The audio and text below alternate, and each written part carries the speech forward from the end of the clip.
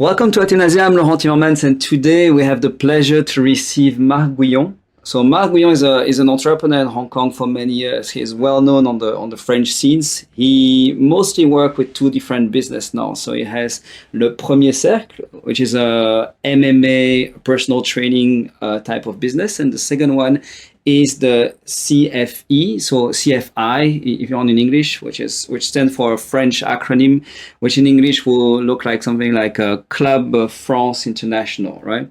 So we'll be discussing today about his experience in Hong Kong and also how is he balancing his, because Marc's a bit special individual, as you will see. He's also having a political career on the side. So basically, the idea is that I want to see with him like how is he balancing his entrepreneurial activities and his political engagement. So I think we can start. Yeah. Yes, Laurent Timmermans, thank you. Welcome. Okay. So maybe you can start explaining a little bit like how did you arrive in Hong Kong? You know, how did you? So initially you're from France. So how did you land in Hong Kong, and how did you decide to start a business here? And what was your initial business? Because it's not your first venture, right? So yes. So thank you for inviting me, Laurent. I'm from Marseille in France. I grew up there, although my parents were born in Vietnam, and I mix Vietnamese, Chinese, French. Born in Marseille, I was always attracted by Asia. First of all, it was by mangas and video games, so it was Japan, and then little by little it was Hong Kong because of kung fu movies. So I decided at the beginning I wanted to go to Japan, and then I just changed my passion for kung fu and martial arts. So I decided to come to Hong Kong. That's the only reason why I started to be in Hong Kong. In the same way, like if you love capoeira, maybe you go to Brazil to learn, and if you love yoga, maybe you go to India. In Brazil, but I never did capoeira there. So. Yeah, it could be capoeira or I don't know, football or Brazilian jiu-jitsu. But well, I always had Hong Kong in my mind, and but before that, I was also. But first of all, my training is finance. So I did the business school. I graduated from IAE Aix-en-Provence. I'm from Marseille, so Aix-en-Provence is close to Marseille. I went to university every day in Aix-en-Provence, studied finance. Graduated major de promo, I would say, like it's a detail, but I was number one in my class, and I started a career as a finance controller, analyzing costs and revenues in companies. So I went to the UK, working for a French company for 2 years, and then after that I decided to dedicate myself to what I really wanted to do, to my, I would say, like personal adventure. You know, like I think maybe it's very like the Asian mindset, like you love kung fu, but you're not gonna give up everything and just do kung fu. And they say your parents will never let you. So I have to be good at school. I have to do a university degree. I have to have some years of experience. I have to be a doctor, lawyer, finance, or whatever, and then I can do whatever I want. So that's what I did. I did my master's degree. I had a few years experience in the UK. I went to the UK just because I found a job there. I didn't choose that, but like say, okay, I go there. Actually, I was looking to go to Hong Kong when I finished my studies. I was looking for VIE, what we call. Mm-hmm. So it's a special French program sending young graduates around the world. So I was looking in Hong Kong. I was looking everywhere in the world, but I didn't find it in Hong Kong. I found it in the UK. Maybe I would have found it in Hong Kong because, but well, I got a first offer in UK. It was good. I had a company car and everything, so I was happy to take it. So I did the part of the job I had to do, degree, work experience, and then I did what I always wanted to do, go to Hong Kong. That's it. I had this obsession of Hong Kong, looking for a job, but even before that, looking for exchange semester at university. I was looking to go to Hong Kong as a student, or for an internship. I didn't find it. There was no partnership with my university. I studied in Germany and I studied in the UK. So I always wanted to go to Hong Kong for a very long time. But I just finally, when I finished my work experience in the UK, so I just came to Hong Kong with nothing, a little bit savings, but no jobs, no friends, and so on. I just take the flight ticket, I go there, and then freestyle. Yes, indeed. That's why we chose to stay in the city.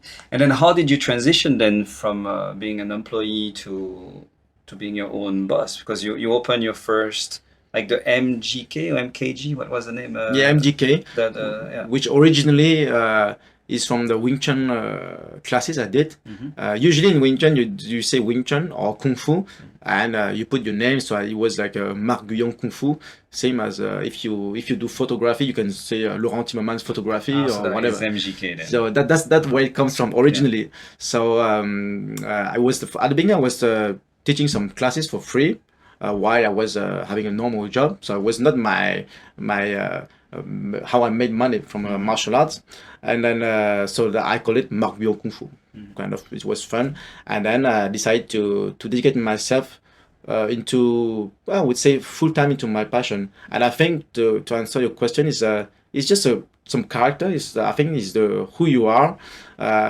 Myself, I had a pretty good life. I think like I was doing well in my job. I was happy with my co-workmates, with my boss, and we had some. Usually we went out after work. We had some poker nights. We had some good relationships. But I felt like something was missing in my life. Something like I need to do, and that thing was to have my own business and to do some things the way I saw them, but also like to dedicate my life to do something I would say meaningful.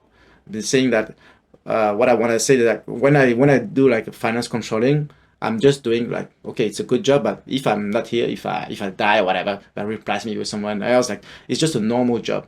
But in martial arts, I have my idea of how it should be done. Especially, I want to do martial arts for everyone, especially the white collars and so on. So, which means like I want to promote a way of doing martial arts differently. How I teach the kids, how I teach the people in Hong Kong and so on.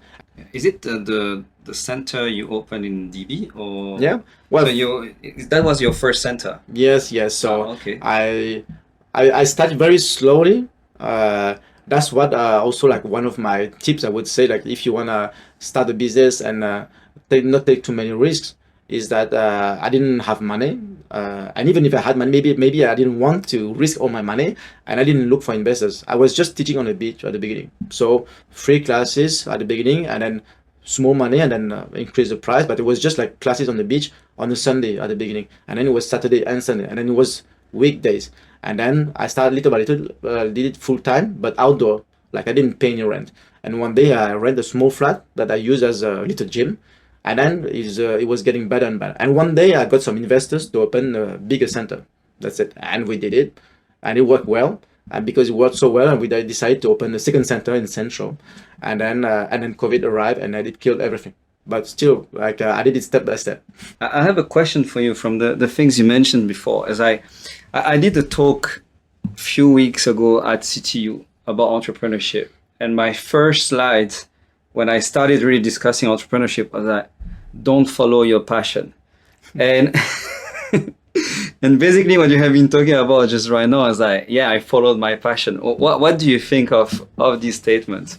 Now, just to give you some more background about why I said don't follow your passion is because basically when you follow your passion, people always say, oh, if you follow your passion, then you will never really work anymore. You know, you just leave your passion. But my stand with these is more like, well, if your passion becomes your work, then you lose your passion and you just work. You know, it's like your passion becomes work. You know, I see it the other way around. You know, and sometimes also there's the issue of, can you actually monetize this passion?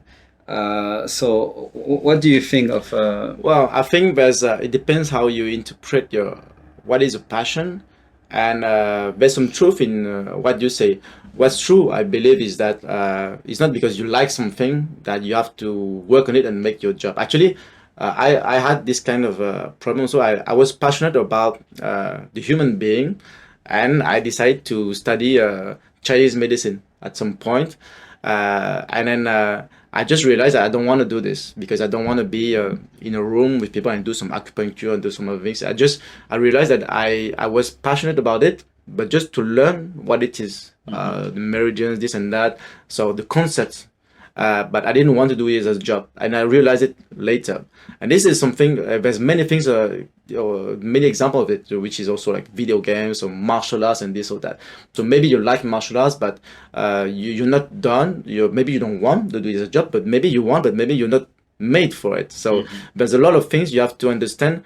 How far you can make use of your passion. So that's the important thing to know. Okay, good. Thanks for your point of view. I will share mine in other videos later. I think we will hear more about you. But okay, so you tell us a little bit about your story in Hong Kong, how you ended up here, like how you started your business. Now, as I said at the beginning of the video, you also have some political engagement. Can you tell us more like what you are doing now in politics in France? Because actually I'm Belgian, so I mean, if you don't know I'm Belgian, I don't really know the whole politics in France. But so let us know a little bit like what you are doing now, and also like how do you balance your business and being a politician? Well, politics have been involved since I would say forever, because I started when I was maybe 18, 20 years old. Just I was in high school. And when I was born in 84, and in 2022 in France, it was the first time what people say called the far right came into the last round, become the runner-up. So it was Chirac against Le Pen at that time, and I was 18 years old.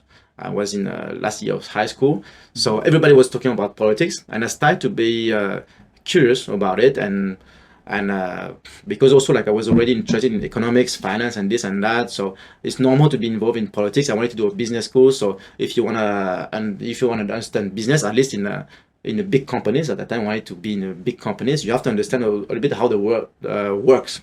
So I was reading magazines, books about politics, economics, and so on. And for me, being and understanding politics was useful for the job. Not being involved, but understanding. So I was getting curious and I was following politics. And then I was starting to understand what is being on the left, what is on the right. And I was starting to be committed. And I became part of what was called a UMP at that time, which was the political party of the President Chirac at that time, which is like a so that's the right wing. Yeah, right. I would say center right. And then I kept this commitment everywhere I went. Even like when I left France to go to the UK, because I lived 2 years in the UK, at that time I was thinking, okay, politics is finished, because I don't live in France anymore, and I moved to the UK. But actually I realized that in the UK they have some local section, chapter of the political parties. Whoa, how come, and so on. So I joined them and we did meetings, and at that time it was 2012. We did the campaign for Nicolas Sarkozy. I was a big fan of Nicolas Sarkozy at that time, and then we did meetings. I was working in Birmingham, and I went to London like almost every week to go to meetings and campaigns. So it was very exciting. And also because in Europe, there's also European elections and European matters to discuss. It was just, I kept being involved abroad. And then in 2012 also, after the president that Sarkozy lost, I moved to Hong Kong, and I did the same. So first thing coming to my mind, I'm going to say, in Hong Kong, who is the representative of our political party? And I joined them, and I did the same. As I attended meetings, organized some. I was in charge of the young Republican at that time, the young people of that political party. We organized some events in Hong Kong, kept going, and whatever I did, it was just like, for me, it was like I had a job, I had my passion, martial arts, and I had politics. It's just always the things connected. It's part of my identity. I think who you are, what are your values, because I think everything is political. So I kept being involved, and so since then in Hong Kong, still the same, just different parties, because in 2022, many things changed. Like first of all, originally I was already independent. I was elected in 2021 as France is the only country in the world to have elected representatives everywhere, local district councillors. You have, of course, in Hong Kong, you have in France, you have in the US, but normally you have only in France, like conseillers municipaux, and you have, it's just normal. You have different levels of politicians, but France is the only country in the world to have like small level politicians like me. Now in Hong Kong, we have 4 people who represent the French people in Hong Kong and Macau, because it's together. So every 6 years, people of Hong Kong and Macau, they vote for people to represent them. It was supposed to be in 2020, and then it was postponed to 2021. But then we were elected only for 5 years. So next election is 2026. So here you have a political mandate. So I'm not only a politician because I talk about politics and I do some political activity. I'm also a politician because I have an official mandate. I'm what we call an élu de la République. I'm one of the politician people elected by the people. Okay. In the French Republic, in the French system, like people like it or they don't like it, but it's official. So I was elected for 2020.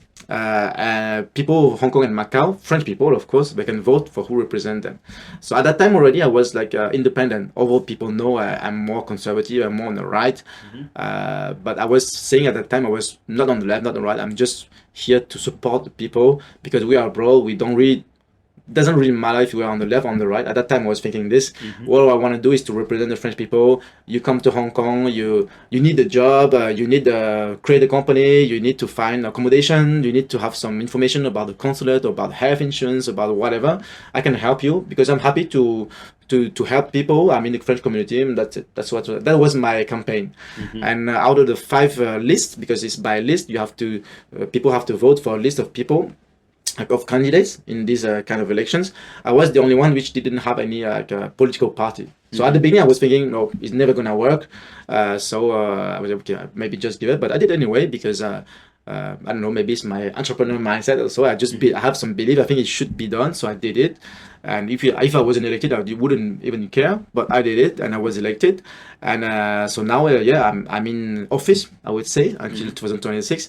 Although it's not a full-time job, it's just like very part-time. We just have like a small indemnity to pay for the like taxes, this and that. So it's not really a paid job. But it's still an important job because when we are where someone official coming from France, like a senator or a member of Assemblée Nationale, a member of parliament anyway, or minister. Then you host them. So usually they ask to meet us. They meet the French officials. Who are the French officials? The institutions, the consulates, the Chamber of Commerce, the French school, and this and that, maybe the association, the Alliance Française, and this and that, and also the elected officials. So when we have to talk politics, they come and they ask us, but we make a meeting with the 4 officials, the 4 élus, and they ask us, okay, I'm happy to be here in Hong Kong. I'm for a few days. Can you tell us about the situation of the French people in Hong Kong? Are they happy? They're not happy? What are their problems? Do they have problems with visa? Do they have problem with the French school? Do they have problem opening companies? Whatever. So we discuss these matters and we tell them the situation in Hong Kong, and also they tell us about what's the situation in the government, what they are doing, how they can address the problem of the French people abroad, and so it's a very useful system, I think. And unfortunately, even most French people, they don't know it, because when we vote, only 15% of people voted. Like I was elected by me and my colleagues, we were elected by only 15% of the people registered. Like it means 85% of people didn't care, right? Of course, it's normal that less people care. For example, the presidential elections, we have about like 50% people who participate in the vote, but still there's a big difference between 15% and 50%. Yeah. So I feel like it's not nice. Like a lot of people don't care. So my job is also to tell people that this exists, including the French people. Many of them don't know. Ask any French people in Hong Kong, do they know Marc Guyon? Maybe they know, but Marc Guyon, I think they know, because even I'm not French and I know him. So maybe, but you are a bit more informed. But I mean, like, or maybe ask them, do they know that they have a representative in Hong Kong? Do you know that you have 4 people in Hong Kong to represent you? And usually they don't know. And if you know, do you know their names? Okay, like, but everywhere in the world, if you are French in Vietnam, I think I know 2. You and Katia is one of them, right? So she's the president of the 4 of us, and then there's 2 more. She is the one that is on top of the. Because the 4 of us, we vote for someone to be the president of the 4 of us. Yeah. Okay. I think we should have an election soon, because it's the presidency lasts 3 years. Okay, cool. But everywhere in the world, like if you go to Vietnam, French people in Vietnam, they have 3 people to represent them. So I would say if you are like a well-informed French citizen, you should know the 3 people to represent you in Vietnam. But if you have any kind of problem, recently I had some news because we have a WhatsApp group about the CFI in Vietnam, and we heard about an accident. Someone just died in the French community because of an accident, and I looked for some information how they can help the family. And then we are discussing, and they asked them, did you ask your officials in Vietnam? And most of them, they don't know, and some of them, they know 2 of them, 1 or 2 of them. So a lot of people, they are not informed that this exists. And I think normally the people who are elected by the French people, they should be aware of these things. Of course, they cannot be aware of everything, because their job is mostly to do some meetings in the consulate, talk about the French scholarships and so on. They shouldn't even know about everything, and many things are confidential. Of course, like if there's a French person dying in Hong Kong, whatever, maybe they don't know that They don't want me to know everything. But I should be aware of the main issues of the French community. And if a French person asks me what's happening, I should be able to reply. Okay, but all of this, to reply to the question, is part of my political mandate.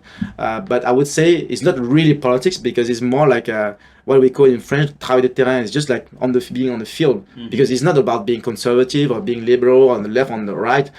Whoever is asking me for information, I don't care about their political ideas. I'm gonna help them. And actually, to be fair, most of the people, they asking me questions which are, I would say, they can find the answer on the internet. So most of the people ask me, how do I vote for the elections? Okay, I can reply, but sometimes it's not the job of your consulate to do that. Because, exactly. Exactly, but that's because we don't have this system. That if I have, you still survive, right? Yeah. Actually, as a Belgian, is my consulate chasing me to vote actually. Because we have to vote in Belgium. It's mandatory. Yeah, it's mandatory. But that's I think your remark is very, very pertinent.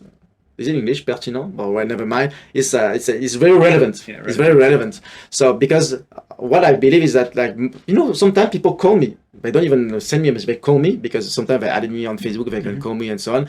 They call me once. Someone called me because you know why? They told me I lost my Hong Kong ID. What I'm going to do now? So, if you lost your Hong Kong ID, you report to the police and then you make a new one. That's all. Oh, thank you. That's all. And sometimes people call me for nothing. But what time the consulate opens? Oh, but you just go on the website and check yourself. Sometimes when I'm very, very good mood, I open the website myself, I double check and I tell them the information. And then, but now I just send them, okay, like there's a website, check the website, and that's it. But I think now I call it like being an assistant social. Like I just assist the people. I think this is not my job. It should be the job of the consulate or the association. Because maybe they think you work with the consulate also. Because it might be confusing. Yes, exactly. That's also confusing because before you explained me that today, I had no idea what you guys are doing. But also that's also a point, like we used to be called conseiller consulaire, which means literally like a consular. And many people confused because they thought we are part of the consulate, we are employee of the consulate, which we are not. And now it's changed. The name changed to Conseil des Français de l'étranger. It means like we are expat consular, the French expat in the world. We represent them. So it changes a little bit, so make it a bit clear that we have no link with the consulate, although we are paid by the consulate, but just like the small indemnity. But we have no links with. I'm not an employee of the consulate, and even if the consulate general hates me, they cannot kick me out because I'm elected by the people. And there's a big difference between the consulate and the people. The people from the consulate, they represent the government. The Belgian consulate, they represent the Belgian government. But I represent the French people. And the other country, like you don't have anyone to represent the people from Belgium in Hong Kong. But in France, in the French system, we have. So I have nothing to do with the French government. I don't want to have anything to do with the French government because I would say I'm in the opposition. I don't want people to think I'm part of the French government or from the French consulate, even though French consulate is officially like not political. They are just doing the job. Normally that. But still, I don't want to be associated with the government or Macron, whatever. I represent the French people in Hong Kong and Macau only, and I'm normally one of the four. That's it. So, but I represent the people. But I would today this just to say what there's one part of the job which is, I would say, unfortunately just like field terrain, replying to some basic question. But my main job also is to say what I believe in, because this is what is politics all about. And also I have to vote for the Senate elections. So when you are elected by one of the four elected people in Hong Kong, you vote for the French senators. So this is very political also, because you can decide to vote on the left or on the right. So it has an impact on the national politics. So you cannot say I'm elected by the people, I'm just a local elected guy, I don't do politics, because there's a lot of people doing this. They are elected by people in Hong Kong and Macau. They say, oh, I'm not on the left, I'm not on the right, I'm just doing interesting work, I help the French people, that's it. I'm not doing politics. And actually, that's what I said. Yeah. So now I changed my mind because I saw, for different reasons, I saw what's happening in France. I see like I have to change my mind and do some politics. But and I think that what my belief was before, it was wrong. And what we say, il y a que les imbéciles qui changent pas la vie, means like only dumb people don't change their mind. So I changed my mind. I think like now I realize that my main job is to talk about politics. So now many French people might not like it, but I send some newsletter to the French people and I tell them what I believe about the French government, the French people in Hong Kong and this and that, and I talk about the politics. I talk about basic things also, like I'm gonna tell them now European elections are coming, how to vote, okay, but that's, I would say, it's the basics. You can just share the information of the consulate. My job is not this. My job is to tell them why you should vote for this or this this party or candidate and why it should be done. I think this is an interesting angle about your political involvement in your business. Like, do you think that, because that's something I told you before, I'm always a bit afraid to express political opinion, although I'm not right, left wings, or I don't support anybody. Actually I have to vote here for this year, for the Europeans and for the Belgian election. I have no idea what I will vote for. But the thing is that, as soon as you give a political opinion, basically nowadays you will lose like half of the people that don't think your way. People, it seems they stop being able to have a discussion and then just debate, discuss, share ideas. And then what do you think as an entrepreneur? Like, should people just restrain of giving their opinion on certain topic, or you think that it can actually be beneficial to say, no, look, you know what, I'm authentic, this is what I think about what we talked earlier about wokeism, or about for Zemmour it will be immigration. If you are I don't know, depending on your board, like if you're an ecologist, you could share some things about carbon emission, etc., CO2 and climate change. Like, do you think, like, as an entrepreneur, it is okay to talk about politics, or it's much better to just shut up and just be as neutral as possible? The short answer is yes. Not only it is okay, but it is our duty to do it. But let me explain, because that's a very long topic. We could talk hours about this.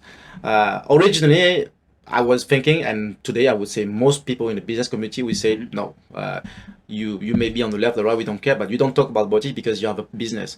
You have a restaurant, people come to your restaurant, we don't care if they are left or right, they come here for business, that's it. If you say you're on the right, you lose customers from the left. If you say you're left, you lose customers from the right. Okay, so that's not good. That's the short answer, like my belief before.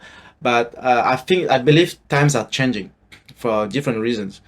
First reason is that the way of working is different, especially with the social media, and everything is getting mixed more and more nowadays. There's less and less, like we say, frontier barriers between private life, professional life, political life, and this and that.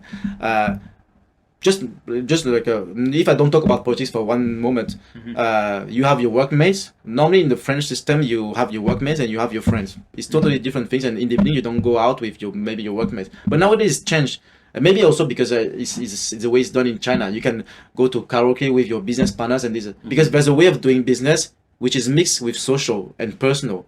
So in Asia it's like this, and I think in the Western world it's mixing more and more. Also because of communications. Like more and more you have social media. So you have someone you work with now, you know the name, but they are on the social media, Instagram, Twitter, LinkedIn, whatever. Okay, mostly LinkedIn.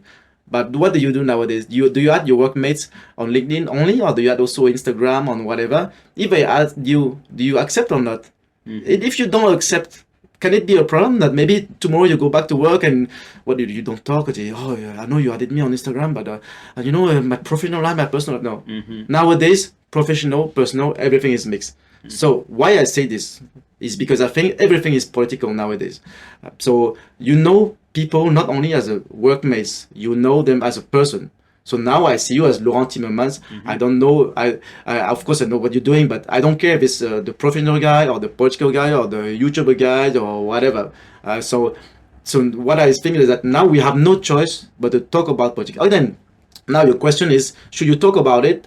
I would say openly, or should you just keep it like a secret? What are the pros and cons according to you? Because you have done it. So yes. What are the pros and cons? Is that of course. The cons, and no matter your side. I would say the cons are obvious. Like I said before, if you're on the left, you're a restaurant owner, you're gonna.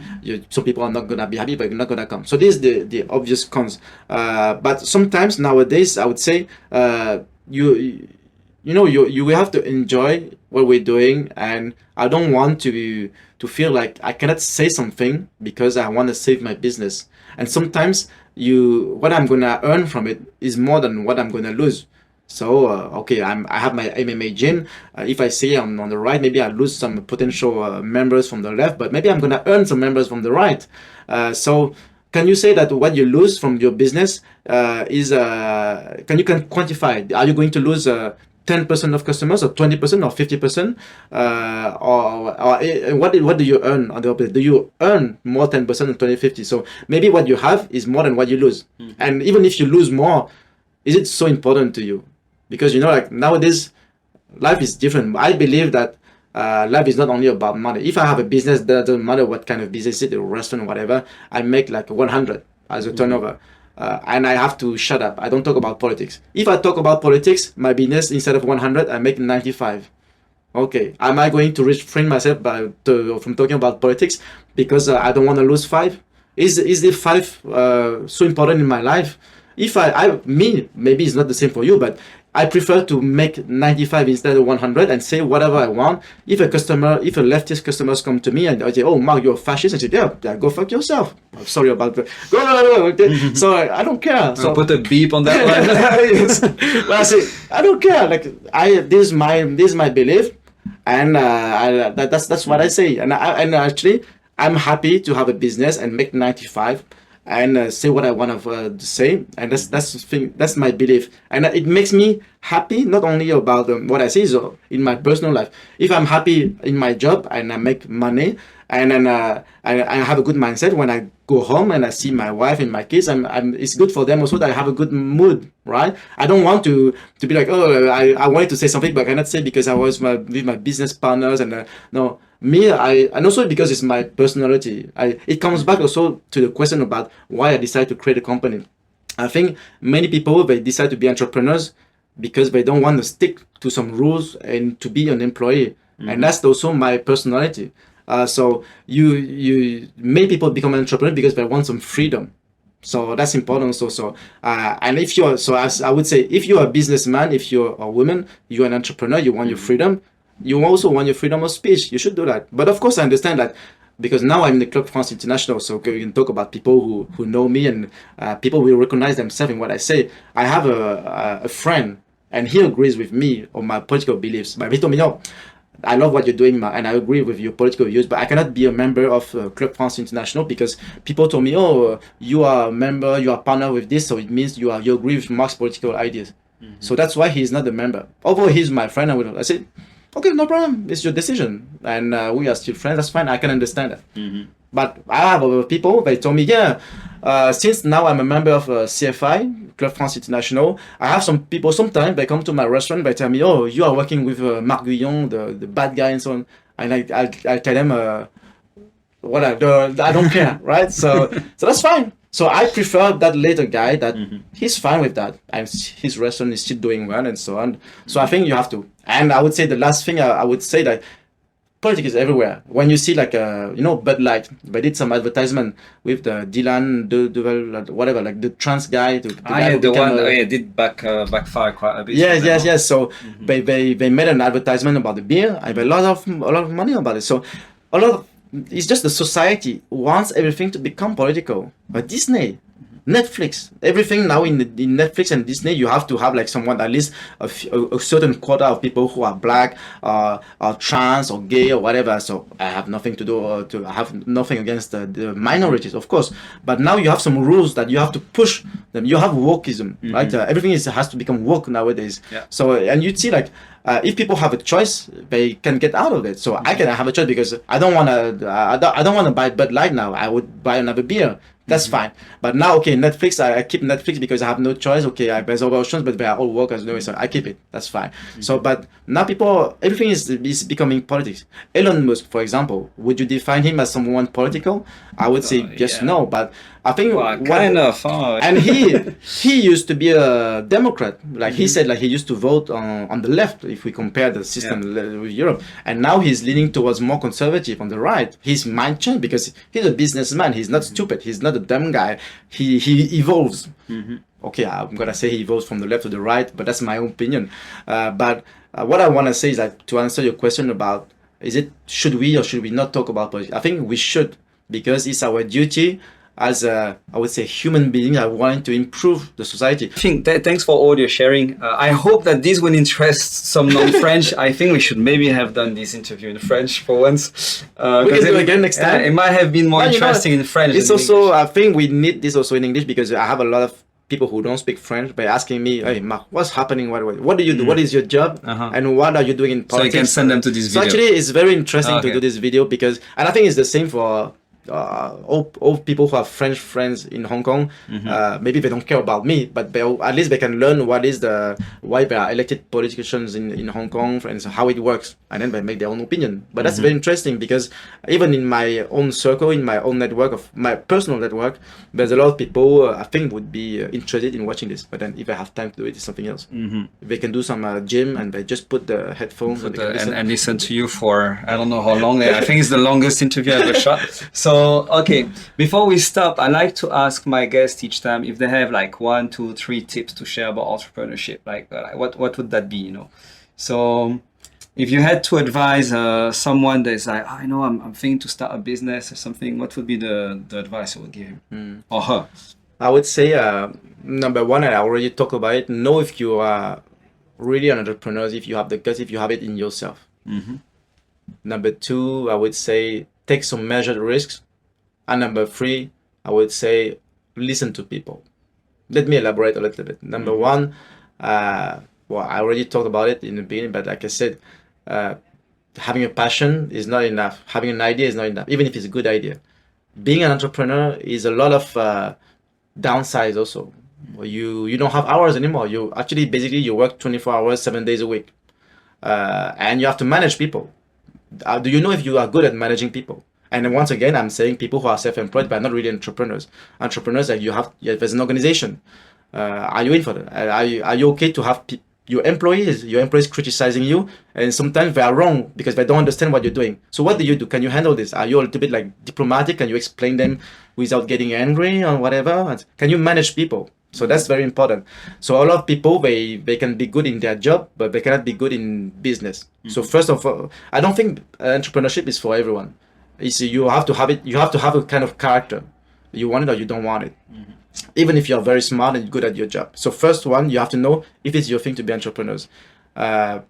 Second one, what I was saying, take some measured risks, because when you are having a business, you take risks, of course. That's why also like you can have some benefits. You can make a lot of money because you take risks that employees don't take. But you can lose everything as well. So I would say, like I did, I started I was teaching on the beach. I didn't pay any rent, so I took some measured risk. I wanted to do it step by step, and then I took a risk. I took some investments and so on, and so on. So, but you have to do it step by step. Don't just go crazy in the field that you're not sure you're gonna be able to manage. But also it comes also from my experience. Like I took some measured risks at the beginning, and then I didn't take measured risk anymore. I opened a second club in Central when it was during COVID and so on.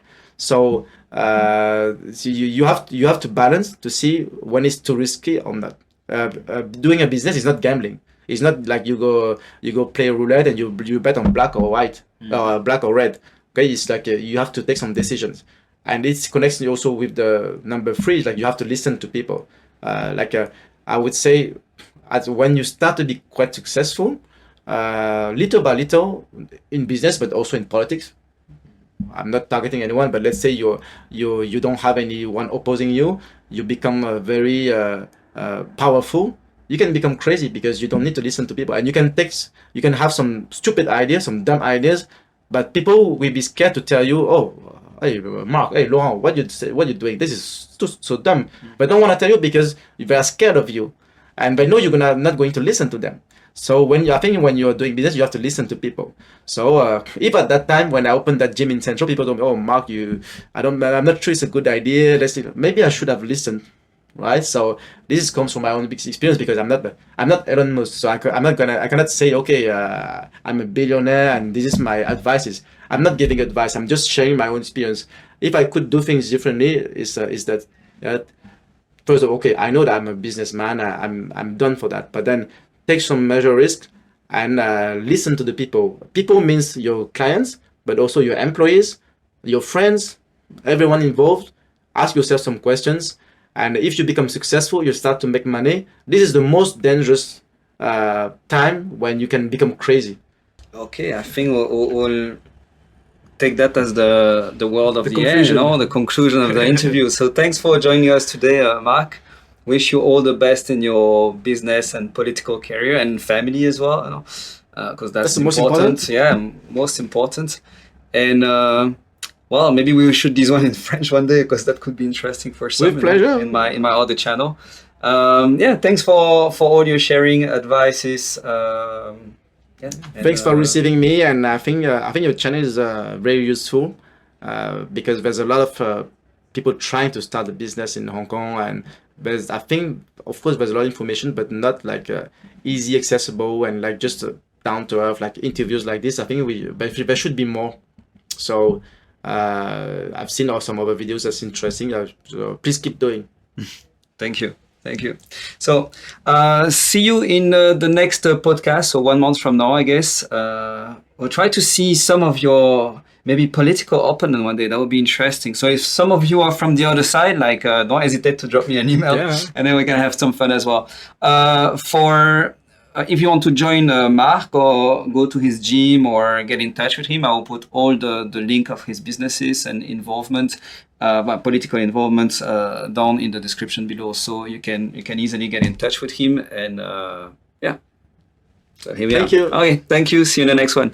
Bye bye.